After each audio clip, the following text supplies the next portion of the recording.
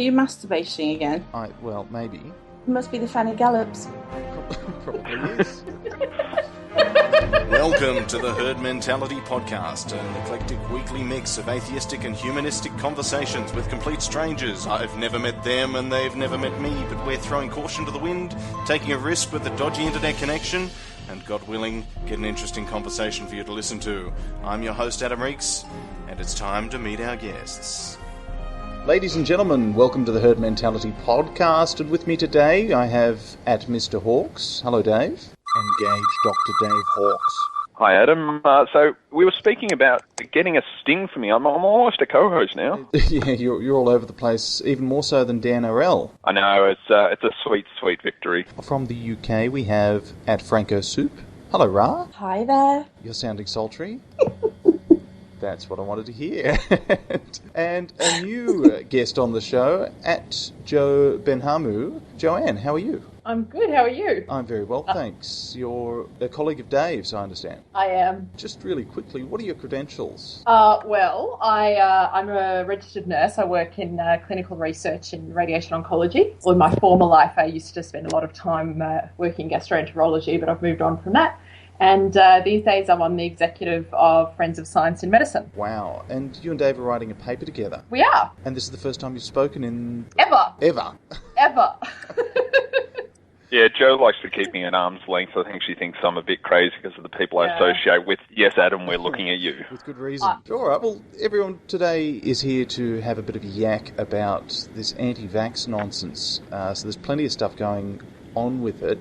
Jo. Yes. What's a vaccine? Okay, a vaccine is taking some part of a pathogen and using it to stimulate the body's immune system so that it has an immune response, and thereby next time the body is exposed to that pathogen, it'll be primed and prepared so that it's able to actually prevent it from causing a serious infection, or at least decreasing the seriousness of the infection. The best way I've had an analogy for it is if anyone's ever travelled overseas, particularly to a foreign country with a different language, the first time you try and catch a train, it takes you a little while to work out how to get a ticket, how to get into the platform and get on the train. And that's like the vaccine. It's teaching you your immune system how to do that. So the next time you actually come in, you get your ticket, you're on the train really quickly, and that's your immune response. It's still the natural immune response, but it's just got a bit of extra information. It's a bit more primed. It can respond a lot faster. So there's some vaccines that you can give that will last an entire lifetime, and there's some that you can't. They'll only last one season. The flu vaccine is one that we have to have every season. That's also because the influenza virus, there are different strains each year, and they tailor the vaccine each year to what they expect that particular strain will be. Whereas, and also actually the whooping cough vaccine is another one which wears off over time. And in fact, one of the problems we've had with the whooping cough vaccine is that a lot of adults aren't aware that they need to have boosters. So, there have been a number of whooping cough outbreaks where people in the community have not had boosters, and there's basically a means for it to spread through the community. Yeah, so with the flu vaccine and also with the pertussis, just because I know the background of your show quite well, Adam, this is evolution. So you have a flu virus, it goes around, people can fight it off. That flu virus, instead of making up 70% of the viruses going around, it will be really knocked down. It will still be there, but it will be, less than 1%. However, when you get another strain that people don't have an immune response to, then that will rise up. And because flu of the type of virus it is, it mutates really rapidly. So that's why every year they need to sort of get a couple of extra strains. And as I think I've said previously, I actually took part in a clinical trial for a vaccine for flu that actually targets 4 strains. So 2 of the type A, 2 of the type B. And pertussis, so the whooping cough, is exactly the same. It only has 3 to 5 of the proteins in the bacteria, and there's about 3,000. And so over time it's becoming less effective. It doesn't, it lasts about, I think, 8 to 10 years, but it's also a bit less effective. But it's still 82% effective. So if you think of somebody on the street who has whooping cough, you have the vaccine, and there's only a 20% of chance of it getting to you, then you give it to your child who's also had the vaccine. So it's 20% of 20%. So you're actually looking at, a 4% chance of your child getting whooping cough with just 2 of you vaccinated. So if you can actually have the entire community vaccinated, then you can actually reduce the effect of these pathogens being able to spread. A lot of the anti-vaxxers bang on about the reactions that you can have to live samples, because that sounds quite terrifying. What's going on there? What I've seen lately, and I think Dave has been in a couple of discussions with regards to HPV, a lot of it boils down to people thinking that the HPV is going to make your daughters promiscuous. And we've had this a couple of times, and I was involved in a conversation, I think, Dave, you may have been involved in this with a Catholic group. I think it was last week, and sort of when you peeled away all the sort of bullshit about side effects, the lady finally said, well, actually, it will encourage my daughter to have sex. That's actually quite interesting with the HPV vaccine, because you get the anti-vaxxers generally who are opposed to vaccination, but the HPV vaccine has really kind of drawn out the religious aspect to this, particularly in America. I mean, remember when Michelle Bachmann came out criticising the vaccine, and it's really sort of unveiled those kind of ideological and religious views around it. They're terribly worried, that the girls are going to have the HPV vaccine and they're going to be frothing at the gash and they're going to go out and shag everyone. And it's really not the case. And I've tried to say to them, it's as likely to make your daughter promiscuous as the flu jab is going to make you go out and lick snotty noses. It really doesn't happen. But people are just so convinced it's going to. And they get into that mindset. Then there's no rational discussion after that. But I mean, as the girls are having sex anyway, and as research suggests, a lot of the high rates of pregnancy, teen pregnancies in America are within the very religious areas, the Bible Belt.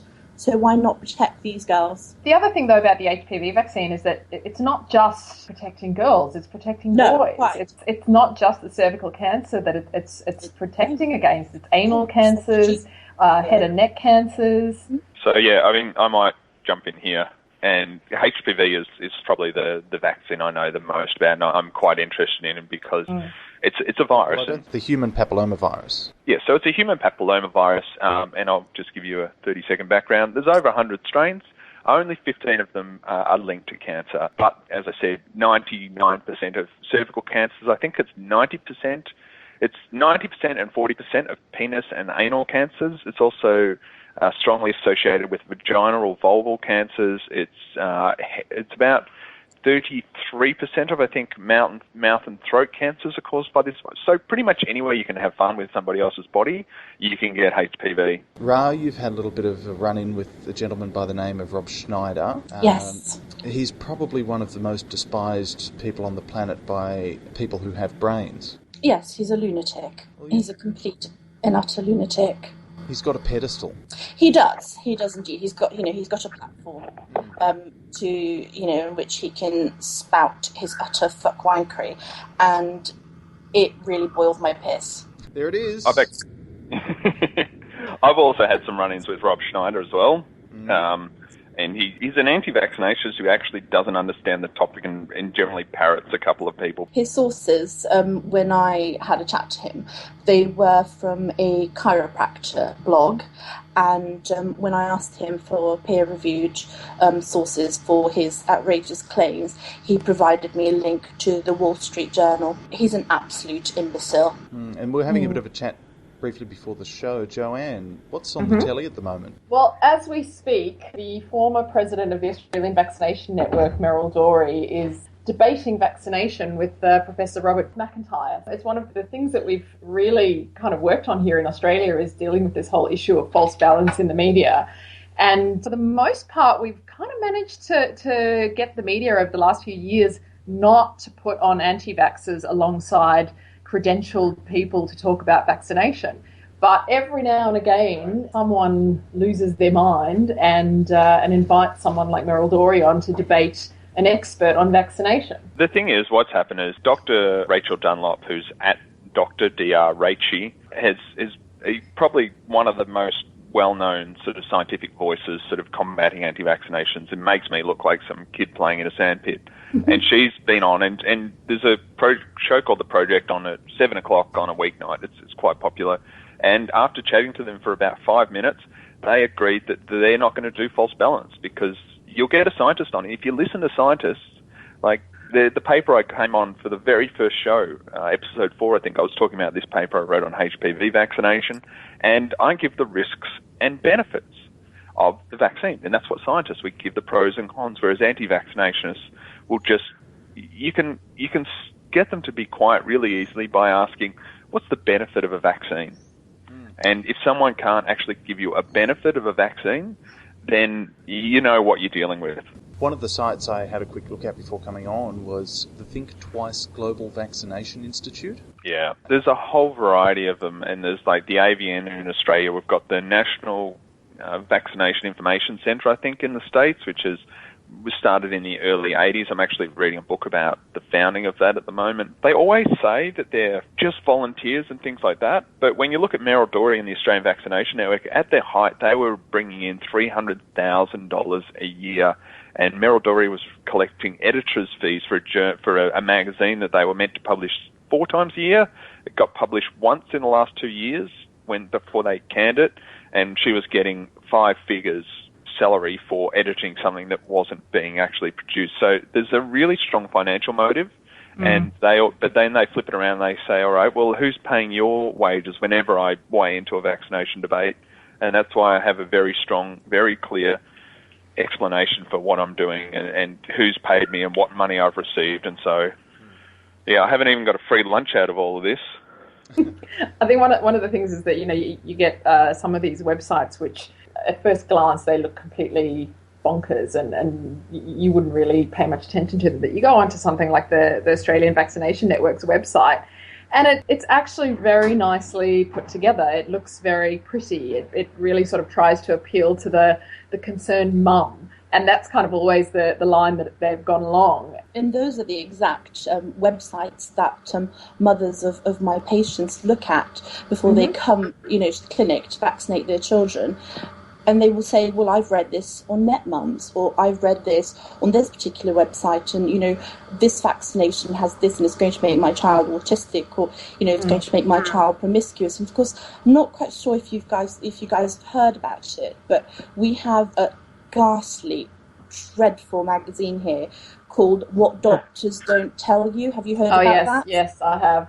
Yeah. That has been the bane of my life in general practice in the last couple of months, because Tesco, which is a big supermarket here, started selling it, and these people buy it and they come to the clinic thinking they're in possession of some sort of clinical revelation, and you look like a complete imbecile because you say, well, actually, this is not true. But because it's in a glossy magazine, very well produced, and it looks rather beautiful, people think that you're the one who's a complete lunatic and you don't know what you're talking about. And the magazine must be right. And it is all about presentation, and there's an awful lot of money involved to make it look that way, and it sells. Melanic consciousness. There's a similar one that started about a year, must be about 2 years ago now, called the New Zealand Journal of Natural Medicine, and it's also very glossy, very professional looking, and it sits right in between all the the mother and baby magazines in the newsagent, and it's completely anti-vax, it's anti-chemotherapy, you name it. If there's a reputable medical intervention, it'll oppose it. And I've actually found from going into the newsagents and speaking to the people who own the newsagents that if, I've said to a number of them, look, do you actually realise what this magazine's promoting? And a number of them have agreed to take it off the shelves because they do actually have a say in what they put on their own shelves. They just, things get sent to them. They don't pay too much attention to what's in them. So I've always encouraged people, if they see this stuff out there, to actually speak to the people in the newsagents and encourage them to remove it from the shelves. Melanic consciousness. I emailed Tesco because I was really quite cross about it. There was an article that really, really wound me up, and it was talking about not putting your pets through chemotherapy, that they could treat the cancer with vitamins. Melanic consciousness. I kind of, lost my temper a little bit then, and I did write a very snooty email to Tesco, and I had the standard reply, we're looking into it.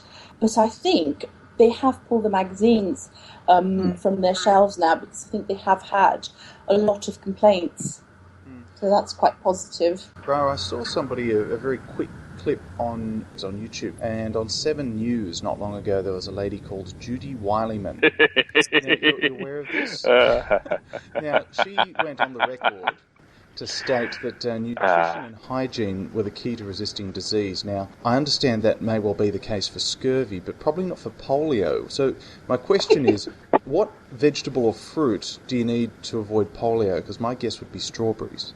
Okay, I've got a butt in here because I think that anyone who's ever looked at my vaccination stuff will know that Judy Wileman runs a hate page about me, and she was one of the people involved in the impetus that got me to write our paper on HPV. She's a PhD student. I think she started in 2007. Yeah. And so she's been doing a PhD for a long time, and she's actually had to swap universities from Western Australia in Perth to Wollongong, and part of the reason was that the supervisor she had in Western Australia, he's a guy called Dr. Peter Dingle, so he's at Dr. Dingle on Twitter. Please don't follow him. His wife died of bowel cancer, and one of the reasons that she died, or certainly died sooner than she possibly could have, was that they decided to treat her with homeopathy. Colonic consciousness. And there's a number of there was a court case, and there was a 2-part television special on what happened and how she died, and it does still haunt me imagining. And so this was a person who was a toxicologist, environmental toxicologist, was working in a university, was teaching, and this was Judy Wileman's supervisor, her current supervisor is a social scientist who has no qualifications in biology, but somehow she's doing a PhD. So I've actually met her in person and at a conference, and it was a History and Philosophy of Science conference in Melbourne this year, and I raised a couple of issues, and she yelled at me. Then all the other students raised issues, and in fact the MC also raised issues, and she yelled at them. She doesn't understand biology, which is scary because she was a science teacher for about 20 years, so she's in her, I would say, 50s at a guess. So. She has the theory that you only get, HPV virus can't cause cancer unless there's other cues, and these cues only exist in developing countries. But the problem is she thinks that pap smears are a prevention. So for anyone listening at home, HPV causes overwhelmingly as much as 99.7% of cervical cancers. And essentially, once you get an infection, particularly, there's only 15 strains of like 100 strains, and 70% of cervical cancers are caused by 2 strains, number 16 and 18, and they're what's in any of the vaccines. There's a couple of vaccines, and both of them protect against these strains. So if you can prevent these strains, then you won't get infection with them. A lot of the time, it doesn't lead to anything other than just an infection, which doesn't cause too much. But 10 to 20 years, when cancer develops, 70% of them will be facilitated by these infections.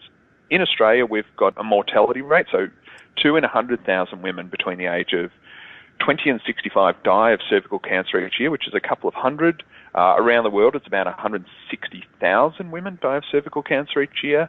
And if they do a pap smear and they find a precancerous lesion, what they do is they either burn it off or cut it off. I don't have a cervix, but I can't imagine it's a pleasant thing to go through. And the other problem is my wife's about 3 weeks away from delivering our first child, so I've done a lot of study of birth, and one of the things I came up with is that when you've actually had these procedures, so the burning, but particularly the surgical removal, it can actually weaken the cervix, which can actually affect how, if a woman can carry a baby to term, and there's obviously increased risk even aside from cancer. Indeed, yeah. To support your assertion about HPV, Bristol Laboratory now in Southmead, where all the cytology goes to, we're doing a trial where if your cytology sample tests positive for HPV, they will then go on to investigate the cells further. If you're negative for HPV, there's no further investigation required. Such is the correlation between HPV being the cause of cancer. So this is a pilot that they're doing in Bristol. I'm not quite sure how many other laboratories are doing it in the UK. But if the sample now tests negative for HPV, they won't go on to investigate the sample any further. There's actually a publication that came out earlier this year. I read it. I'm not remember if I cited it in our paper, but exactly what you're saying. They measured sort of, whether they can actually see odd cells using sort of cytology, which I think is essentially a pap smear, or whether they test for HPV, and they found testing for HPV is the strongest, most accurate way of assessing whether anyone will have a precancerous lesion appear. And I think in the next 3 years. So you're looking at, pap smears are every 2 years from every, you guys are nurses, I'm just a scientist in a lab. In the UK, we do normal recall. It's very weird, actually. In Wales, it's every 2 years, if I'm not mistaken, and it starts from 20 years of age. And in England, it's from 25. Normal recall is every 3 years, but obviously if you have any abnormalities or if you're HPV positive, then you go to yearly recalls. I don't know about Scotland, actually. I'm not quite sure about that.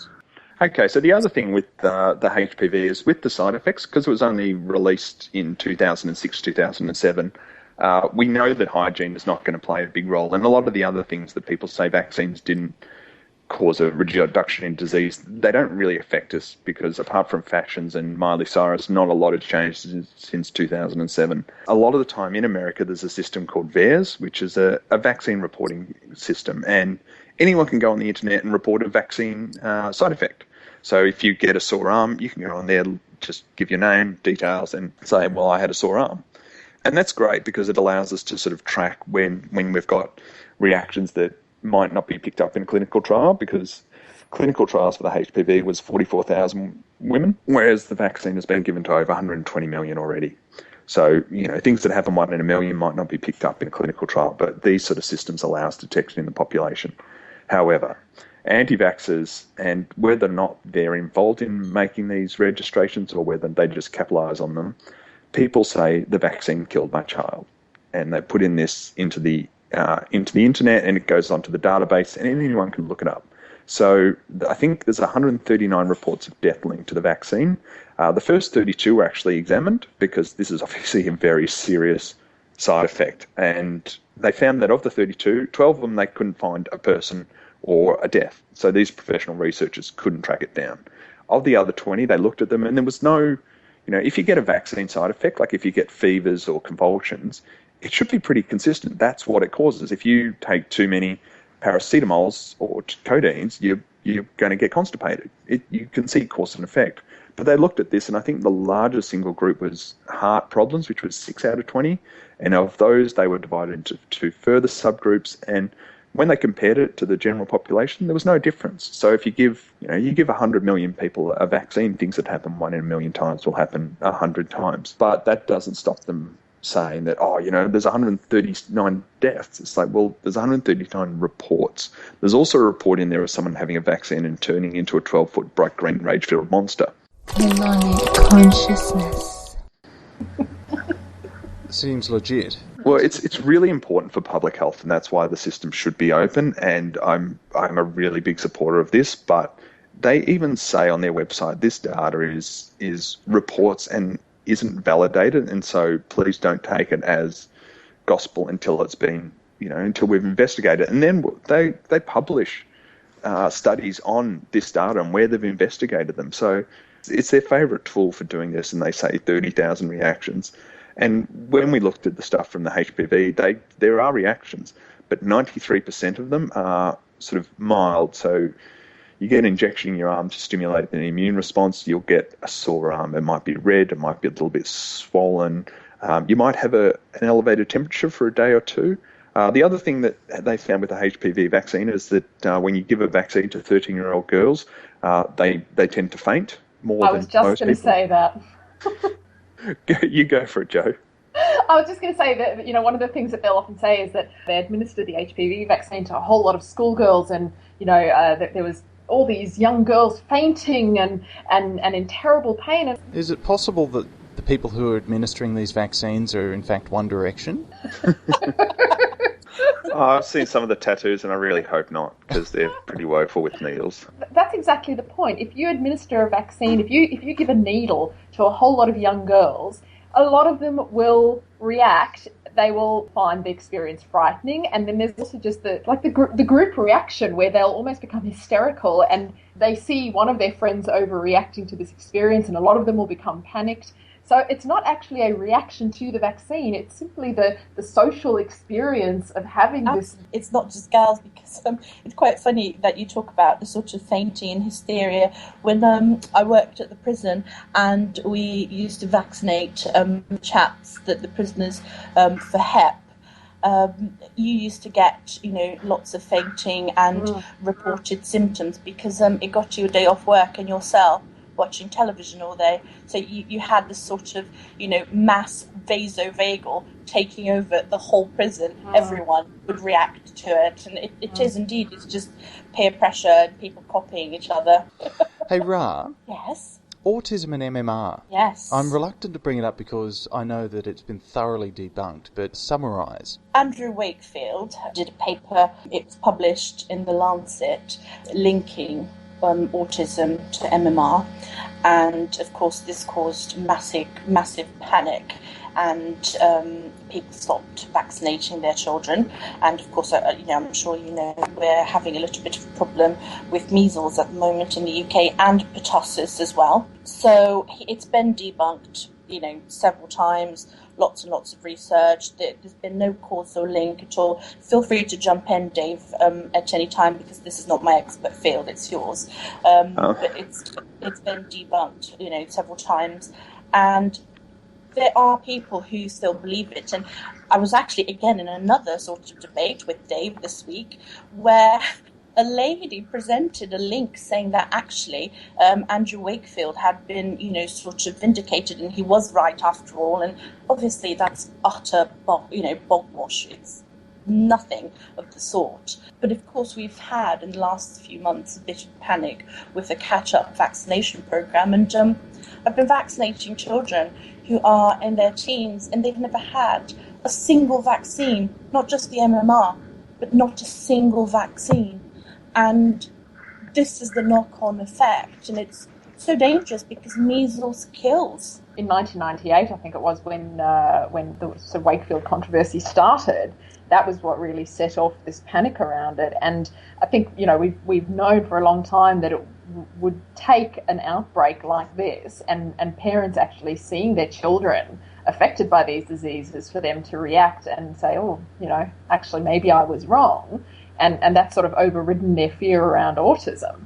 But one of the things I'd really recommend, if you don't know much about the case, is Brian Deer, a journalist, wrote a fantastic piece in the British Medical Journal. It's a series of 3 articles, and it talks about the Wakefield issue and how, as the title of one of the pieces is how the case against the MMR vaccine was fixed. And it's an absolutely fascinating read. And if you don't know much about what actually happened, I really recommend reading it. He was terribly dishonest. I mean, he was testing, he was using children, his children's friends, in paying them for blood tests at birthday parties. It's just the harm that this man has caused. The work we do in research of fulfilling the requirements around the ethical conduct of human research, what we have to do to make sure that we're not exposing people to unnecessary risk. I mean, this is a man who conducted colonoscopies on children with absolutely no reason whatsoever. And I think one of the children actually had a perforated colon as a result of one of these procedures. Consciousness. And this was as a way to take biopsies to demonstrate the presence of measles in the tissue in the mucosa of the bowel. I mean, that anyone would actually subject children to this level of risk. Okay, so I completely agree with everything you said, and I've been involved. Like, this is how I got in contact with Adam. I think Secular Boat mentioned on episode 4 about this trial, and I contacted them because saying, well, it was actually only 12 kids. So I'll see if I can run through a few dot points and when anti-vaxxers raise them, and this is always, I'll see if I've got all of them.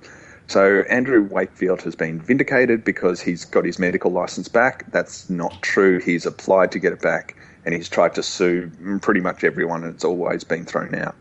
They also said that the results have been proven in other labs. And I think they cite 5 other labs. And when you actually look at the papers, it's not that many. And it always seems to be this person from Andrew Wakefield's lab doing work in other people's labs. So it's not exactly independent. Andrew Wakefield took out a patent on a measles-only vaccine, so not MMR, because he actually said it's the MMR, it's not the measles vaccine, and therefore using single vaccines would be better, and he actually owned a patent on a single vaccine.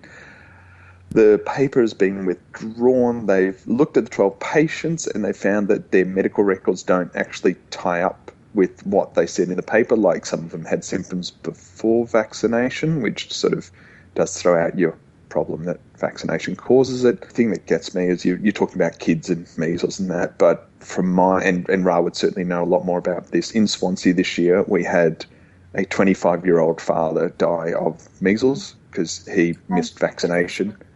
And so this is not something that affects you as a kid.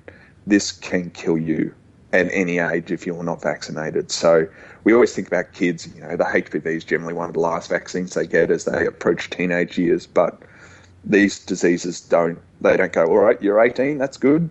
No, they will kill you at any stage. Someone died of diphtheria in Brisbane a couple of years ago, and they were 22, but they were unvaccinated. Just now had a measles outbreak, oddly enough, in Merildori's part of town. Did she contract it? No, because the problem is most of the anti-vaccinationists were vaccinated. Most of them are my age or older, and they were vaccinated and they were getting the benefits, but then they've decided that they don't want them for their kids, which is incredibly selfish, and I wouldn't wish these diseases on anyone. But what Joe's talking about is, in Byron Bay they found measles, but what they've also found is an unvaccinated kid took measles to a theme park during the school holidays, and measles in an unvaccinated population or a naive population will infect 86% of people, and of those that are infected, 1 in 500, so, think about theme parks. There's a lot of people that go there, 1 in 500 will get encephalitis, which is inflammation of the brain. The nurses can probably correct me if I've got that wrong. No, I think that's correct. That's correct. I suffer from exactly the opposite. Sorry. Shrinkage of the brain. It's terrible. Yeah, I'll be cutting that from the show, don't worry. I've always suggested that anti-vaxxers should hold all their meetings in areas that are high risk for JAP, E and yellow fever. Put their money where their mouth is, see if they really do stick by what they say. And how's it going? Have they responded? No.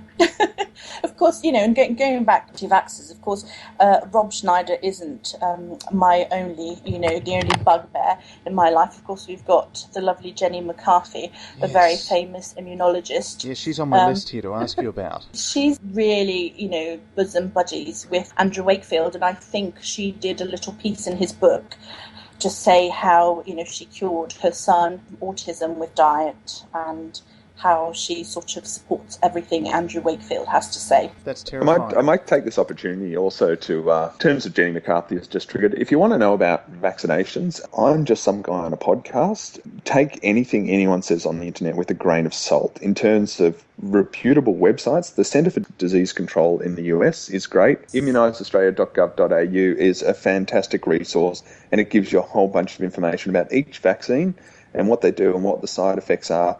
The NCIRS, they're on Twitter at NCIRS, is also a really good resource for a lot of information. If you want something that appeals to your sense of humour, Penn and Teller's Bullshit did their last episode of their 8 series was vaccinations. All the science is pretty much right. There's a couple of nuances, but really they go through it, and they go through some of the anti-vaccinationists, and they go through Jenny McCarthy, and they give you a really good Penn and Teller version of the vaccine controversy. And I think it's a great starting place if you're a bit confused and you sort of don't really want to read a whole bunch of technical stuff just yet until you've got a bit of a background. That's not the worst place in the world to start. The other thing I always love to give a plug to, because I just think it was such a fabulous documentary, is Sonia Pemberton put out a documentary called Jabbed earlier this year. The thing that I really loved about this documentary was that it presented the risks and benefits of vaccination. And what was particularly fascinating about it was that it actually had on there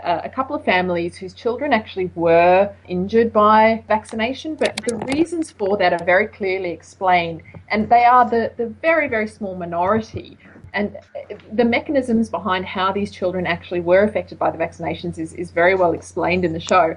What's interesting about it is that the parents of these children are not anti-vaccination. They are advocates for vaccination because they understand why their children were damaged, but they understand that that does not actually diminish the importance of vaccination. And I really, really recommend it.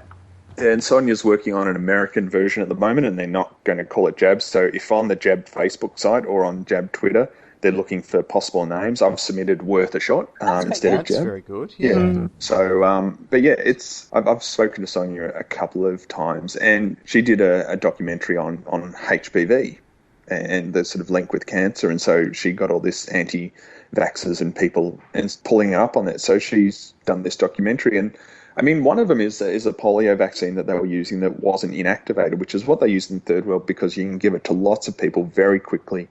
You don't have to use needles, so you don't have to worry about, keeping clean needles around, which in, the slums of India is more difficult. But there is a 1 in a million chance that you will actually get polio. And so this is what they were using in the US, and this kid got polio. And so you know what they did? Science found that this was a risk when there's no actual polio in America, then the risk from the vaccine is higher, so they changed the vaccine. Whereas you're looking at places like, India's 2 years now, I think, without polio, but you look at other places like Nigeria that still have polio, and your chance of getting polio wild type, so the native virus, is much higher than getting it from the vaccine. So it's a risk-benefit, and it's a continuing conversation. We don't go, all right, the HPV vaccine's out there, this is what it's going to be like for eternity. Because, we don't have the smallpox vaccine anymore because the virus doesn't exist. And if you get rid of the smallpox virus from every human being, it's gone. Measles is the same. Polio is the same. Viruses only often live in one species. So the day that there's no measles in a human being, measles cease to exist. When did they stop administering the smallpox vaccine in Australia? Yeah, this is not my area, but I know the last case of smallpox was, I think, 1977, and the guy that had that is now a campaigner for vaccination. I was going to say another really good source for UK-based people, well, you don't have to be UK-based, but I use it a lot in clinical practice, but there is a sort of, user-friendly, non-clinical person-friendly part of it is the Green Book in the Department of Health website, and it runs through all the pros and cons of vaccinations, and it gives a really balanced view. So I always recommend that to people if they're looking for information on vaccines. If you just go into the Department of Health website, you'll just have every single vaccination possible on there with lots of really good info. It's really, really good. What's interesting, though, is that, a lot of the websites that we've recommended do come from government agencies. And what's very difficult in dealing with the anti-vaxxer is that they are so inherently mistrusting of government that if you point people in that direction, their response will, of course, be, well, that's coming from the government, and the government doesn't have your best interests at heart, and big pharma and so on, completely discounting the fact that the information that they're claiming isn't there is right there. The risks are clearly displayed. There's no hiding of information, but there's just sort of this innate mistrust of any authority or any information that comes from authority. I might take this opportunity. I was going to mention at the start of the show, but I forgot because it's Saturday morning. What we're talking about, when we talk about anti-vaxxers, you've actually got several groups of people. There's the people that make up the majority of any population who are fully vaccinated according to the schedule decided by sort of health information. Then you've got people who might have missed one vaccine or one dose, and that could be, but their kid had a fever that day or they were on holidays, and they constitute the next biggest group. Then you've got a very small group of people that choose not to vaccinate or choose to selectively vaccinate. They're the ones that I think are the most important people to actually have a conversation at. You can't yell at them because a lot of them have concerns. If someone told me that, my new baby could get autism from getting a needle, I wouldn't get it until I checked it out. Now, this is the whole point, until I checked it out. Now, these people perpetuate things that have been actually, you're talking about MNR and autism. There was a 500,000 person study in Denmark that actually showed that there's no link to MMR and autism. But then these people are the ones that I think are most important to target because they have been swayed, and you can sway them back with new information. And I think I've had a bit of success with that over the last few years. And then you've got this tiny percentage, which are the people that we're actually referring to when we're talking about anti-vaxxers, these people who are anti-vaccine. It's not about the information. Originally, it was autism caused by MMR. Then it was side effects caused by the mercury. Then they took the mercury out. Then it was the formaldehyde, or then it was the aluminium, I think, is the most recent one. Yeah. And then their favourite one is their new one is too many too soon. They argue we're getting too many vaccines. Guess what? If you got your vaccinations in the early 80s, as a kid I would have, you got a bit over 3,000 antigens. That's about 3,200 different parts of different pathogens into your body to protect you against disease. Now it's about 150. So we're actually getting less of these antigens because we're more effective at actually making the immune system recognise them. And so you've actually got less of these parts of viruses and bacteria going into you than you did 30 years ago. But then they continue because it's more needles or there's more doses. And the reason we have more doses is we've worked out how many you need to boost your immune system. So one MMR gives you about 85% coverage. Once you get 3, it's like over 98%. Rant finished. Excellent. And there's also just the fact that, there's a lack of understanding of the fact that we are exposed to pathogens every single minute of every single day. And why would there be a different reaction to a vaccine than to any other exposure to an antigen? Yeah, see, I've had the flu before. I know what the reaction is to having the flu. It's probably not as good as the reaction I have to the flu jab. No, and if you want to test your kid's immune system, if you want to get more pathogens and more like live pathogens rather than safe ones in vaccines, you want to get as many as possible. If you see them eating a handful of dirt, they're going to get more antigens and more live bacteria and more everything else than in the entire vaccine schedule. Yeah, I think Dr. Carl talks about this. He said he used to try and keep everything as sterile as possible for his kids until he turned around one day and saw his daughter chewing on a shoe. And then he just there's actually a bit of a hypothesis that by not presenting your kids with, playing in dirt and stuff, it may actually not train their immune system as well, and so that could lead to sort of more allergies and things like that. And that's a bit of a topic there's currently a lot of work being done. But yeah, so kids will play in dirt. They've been doing it for a long time, and most of them come out okay. But there's a couple of these pathogens that you can find in dirt or anywhere else that are really dangerous. And so we've created vaccines. I mean, you've got more bacteria in your body than you do cells. 10 times more of the cells, or 10 times of the cells in your body are foreign. They're not actually you. Yeah, you've got about 3 kilograms of bacteria in your gut alone. I'm just waiting for the next fad diet to come out. The bacteria diet or the dirt diet? The dirt diet. Strangely enough, as bizarre as it might think, fecal implants are now being used. So they're taking poo from healthy individuals and giving it to people with certain conditions, and that's a way of introducing bacteria. Yeah, look, let's head over to Joe, who's our gastroenterologist. Well, gastroenterologist anyway.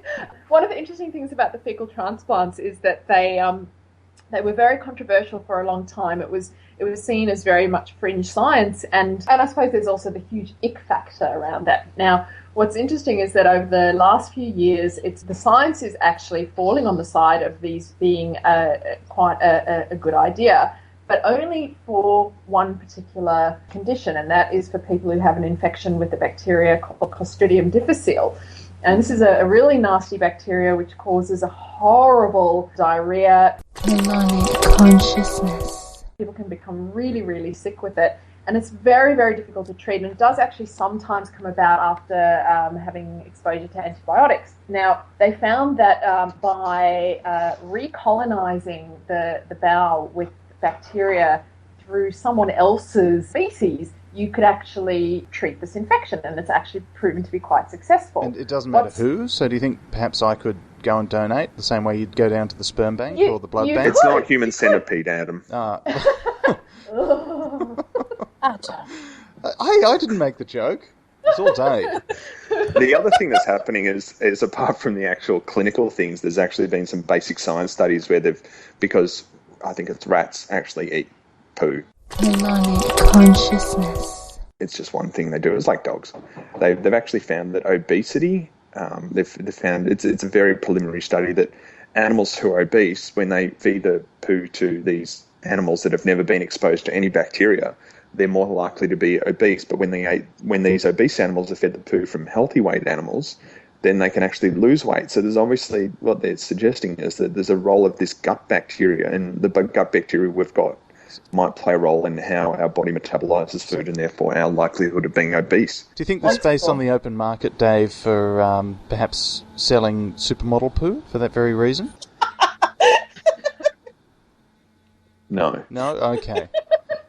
Well, I mean, the cocaine levels would be out of sight anyway. It wouldn't be TGA approved. It'd probably be difficult to get out with all the constipation. Yeah. Of course, it is inevitable that the minute you come out with any novel treatment for anything, that it'll be misappropriated and used inappropriately. And of course, what we're seeing now is first of all, people making claims around fecal transplants that they can be used to treat all sorts of other conditions like autism, Colonic consciousness, various other gastrointestinal diseases like Crohn's disease and so on. And there are actually forums, and if you post it all to the communities who believe in the treating autism with diet and so on. There are people out there advocating that parents go out there and buy garden hoses and basically administer fecal transplants to their children at home. colonic consciousness, Which is quite possibly one of the most horrific things that I've ever seen. Wow. Gosh, how That's, ghastly. Sounds a little bit...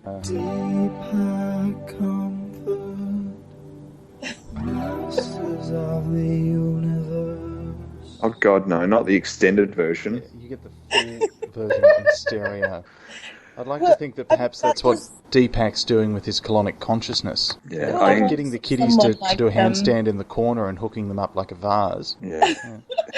Side, I think that has had a lot of fecal transplants. I mean, he talks an awful lot of shit. It's quite possible. Jokes aside, I think that one of the big issues is that there's people who have kids who have autism, and I obviously don't have a child with autism, so I certainly am not in their shoes, is that it's really difficult and it's really hard, and this changes your life. Like, this will be the center of your universe for the rest of your life, and you're looking for anything to make your life easier. You're looking for anything that will make it easier to get through the day. Sorry, I've just get a bit emotional about this. And, you're trying to tell parents that it's their fault because they gave the kids vaccinations. There's a bunch of protocols, and there's a group called the Guys who've lost their medical license in pretty much every state in the US, who were essentially administering a chemical that chemically castrates boys to reduce their autism, or backyard fecal transplants, or giving them diets where you can't eat pretty much any normal food and are further socially isolating them. All of these things are, I would say, child abuse. And if you were a parent of a child with autism, particularly severe autism, I throw no stones at you. I would do anything to help my child. But the people that are selling these treatments and promoting these treatments are essentially perpetuating and trying to cause child abuse. I have absolute sympathy for the parents who are just, desperately looking for some way to help their children and make their lives easier. And all of my anger is directed towards the people who offer false hope to these people. And sometimes it's people who are, true believers who genuinely believe that what they're doing is effective, and sometimes it's charlatans who are just out to make money. Yeah, a lot of these treatments come with a hefty price tag. With the lady on Twitter who was tweeting, she's a homeopath, and she was tweeting that she was going to be running a half-price clinic for children on a Saturday, so, for homeopathy. colonic consciousness, So there probably are lots of these, desperate parents who are trying to do all they can to improve their lives and the lives of their children, taking these children to these homeopathy clinics, paying an absolute fortune because these treatments are so costly. Well, no, they're half price on Saturdays, right? Let's just keep it in perspective.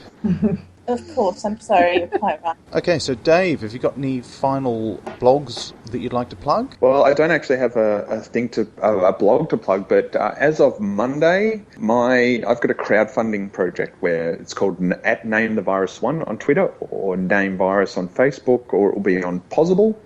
And we're trying to raise $10,000 to create 4 new viral vectors. And these are special viruses that don't cause disease, don't cause any symptoms, but we can use them to help understand what the cells in the brain do. So viral vectors that I've made are being used to examine multiple sclerosis, epilepsy, anxiety, depression, memory, learning, eating and sleeping disorders. So these are the ones that I'm already working on, and I want to make 4 more. And if you donate $20 or more, we'll obviously give you a thank you, but then you can also chuck in a name. And the idea of Name the Virus is that the most popular name, any name that gets the equivalent of more than $2,500 worth of donations, will name the virus. So it's about 10 letters. It's got to be socially acceptable. So I think you can have a Deepak virus. You can have a herd mentality virus. And if you obviously donate $2,500, we'll name a virus after you. Excellent. Okay, and Ra, do you have a bottom to plug? Yeah, sure.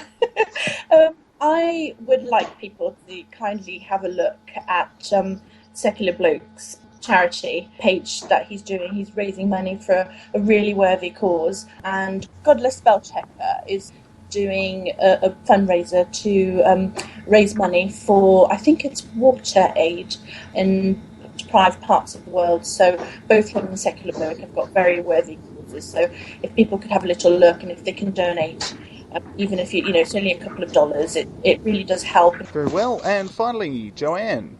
Yes, I've got 2 things to plug. No blogs. I'm just never been a blogger. But first of all, Friends of Science in Medicine. You can find our website on www.scienceinmedicine.org.au or Friends of SciMed on Twitter. And the other thing also, which I forgot to mention earlier, is I'm also on the committee of the Australian Skeptics, and you can follow us on AustSkeptics on Twitter or skeptics.com.au. Yeah, I'm also a member of Friends of Science in Medicine. If you go onto their website, and you can have a look at some of the people that are supporters of this, which is pretty much my understanding, and Joe obviously has a better idea, is that it's just saying that if you're going to treat people with something, there should be an evidence base. So, whether it be from a pharmacological company, whether it be chiropractic, whether it be homeopathy, if you're going to treat somebody with something, the risks and benefits should be clear and demonstrated. That's correct. Brilliant. All right, guys. Well, thank you for coming on the Herd Mentality podcast and talking me through how all this vaccination stuff works. It's been wonderful having you all on. Thank you. Cheers. Bye-bye.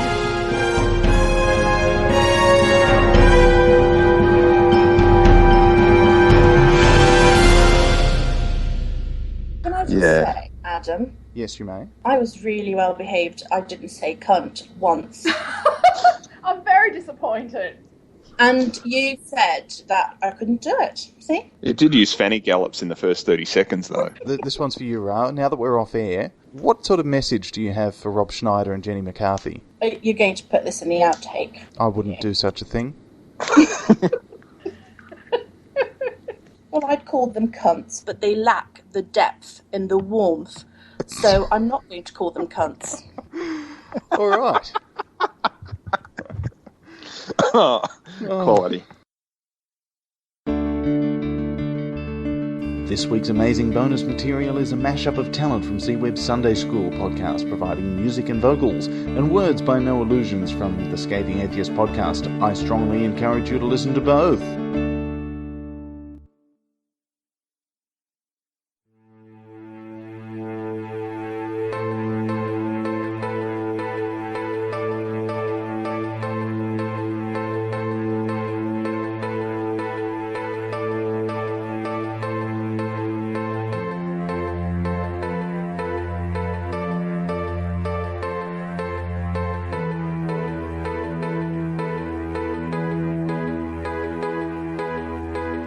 Said to them, "Have you saved all the women alive?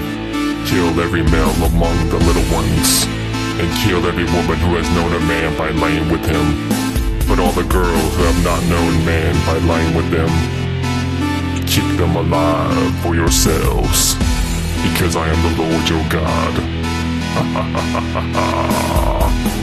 Joshua, oh Joshua, that genocidal idol. He's the baddest motherfucker that we met yet in the Bible. He's like a biblical Batman. If Batman killed babies, imagine what we'll reap with antimania rabies. Chop up your foreskin and people actually do. He's like a Jedi and that his story isn't factually true. He's like Superman, he's invincible and he wins every battle. But unlike the Man of Steel, he's killing women and cattle. He's like the Hulk with Thor's hammer and a magical art. The sun needs his permission before it's allowed to get dark. He's like a Bronze Age Jackie Chan and he even kicks ass with dumb shit like his notorious courses of nuclear trumpets. He's like the biblical Bruce Lee but with triple the skill. He's never met an innocent bystander that he couldn't kill. With the swipe of his sword, he knocks the wings off of a gnat. He could take out all 4 Ninja Turtles and that mutated rat. And all of the South, and all of the Vale, and all of the Springs, and all their kings, he left none remaining, but utterly destroyed all that breed, as the Lord God of Israel commanded. Make flint knives and circumcise the Israelites for a second time, and they utterly destroyed all that was in the city, both man and woman, young and old, and ox and sheep and ass with the edge of the sword. Joshua, oh Joshua, Moses finally died. Now you can have the position that so long held your why. You served well the second in command, but time has come at last. After too many decades of kissing God's ass, take the baton and lead this army of Jews. After all these Canaanites are in need of abuse, you serve God well by scouting and not being honest. Soon you lead the Hebrews to the land that God promised. As you learn about this guy, it's not hard to conclude that Chuck Norris impregnated that Dos Equis dude. He's admirable and lovable, strong and heroic. Only if you haven't updated your moral since the Paleozoic. Your ambitions are grand, your intentions exonerated. So with your God-given powers of land reappropriated, you'll be crossing the river, but you won't need a float. When God's done with that shit, you'd have to carry your boat. Joshua, oh Joshua, how your legend ascends. The way you massacre, exterminating, ethically cleanse. You're the bravest, the strongest, usually the smartest, except when dealing with Gibeons, those fucking con artists. Where to go, Jericho? I hear they got hookers. You promised not to kill Rahab, but she's quite the looker. You might as well since you're killing all the Gentile chicks. And there's no way those Jewish princesses are sucking your dick. Hanging kings, burn the village, your army sets forth. From Achon to Ai, then continuing north. Killing children to show what a shit you don't give, but showing occasional mercy by letting animals live. With the slightest of setback, your conquest succeeds, ensuring that millions in history will boast of your deeds. You're a legend, a lion, a genuine stud. They took your milk and honey, but you took their blood. Goddamn right. I am that I am. Elohim, the notorious G.O.D. Taking foreskins and killing innocent children.